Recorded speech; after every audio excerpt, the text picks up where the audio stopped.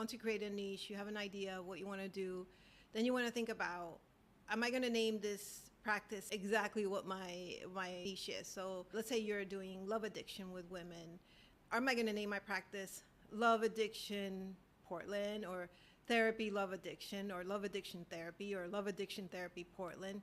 The reason I'm putting the city in there is because I've been doing SEO for a while, and there's one particular website that there's no way I can, no matter how good I get as SEO or how much hard I try, that I can't get above them. And I believe it's because they have their keyword in their URL. So the URL is the name of the website. So you'll come up above other people that don't have their keyword in their URL.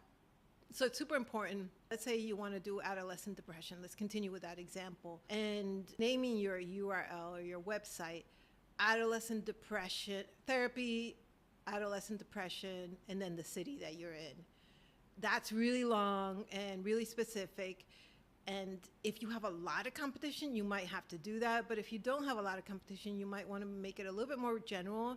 You might leave out the city and just say therapy for adolescent depression or adolescent therapy. You'd have to play around with the name a little bit so that adolescent therapy and depression are in the URL. And you can use ChatGPT for that. Ask it to give me 10 possible SEO titles for using the words adolescent therapy and depression, and it'll give you some really cool options. And then you have to find out whether those names are available through HostGator or GoDaddy. There's a whole bunch of hosting companies.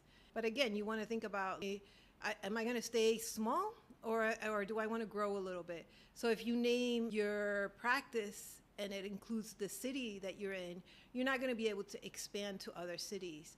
And now there's a whole movement. By the end of the year, we're going to be able to practice in other states and apply for licenses rather easily. And everything's online now, everything's virtual. So it would make sense that you want to be able to open up to more than one city, so that as the competition gets bigger and bigger, you can attract more clients from different places, especially places that haven't tapped into or that don't have as much competition anymore. So think about your niche and how are you going to apply that to your name, and whether you want to add the city to it. Look and see if there's a lot of competition for the city.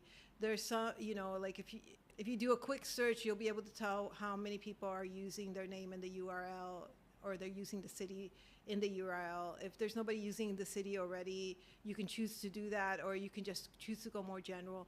But if I had to do it over again, even though my website is just my name, I probably would have gone with, Sex Therapy Portland, for example. But then again, I think about okay, so a lot of people just use their name as their URL. And that is kind of cool, because then you can just expand all kinds of places because you expand as a therapist, as a human being. But I think at the beginning, it's really good to go specific. You want to choose whether you want to have a specific URL to the specific niche that you have. You'll get a lot more traffic that way. Or if you want to go a little bit more general and have your name and then add the specific niche to the name and the city to that name as well. Once you have a name, you want to develop a website. And maybe we'll go into that next time. It's a huge thing to make a website, but it's also super expensive to have somebody else do it. I've done everything myself. If I did it, anybody else can do it.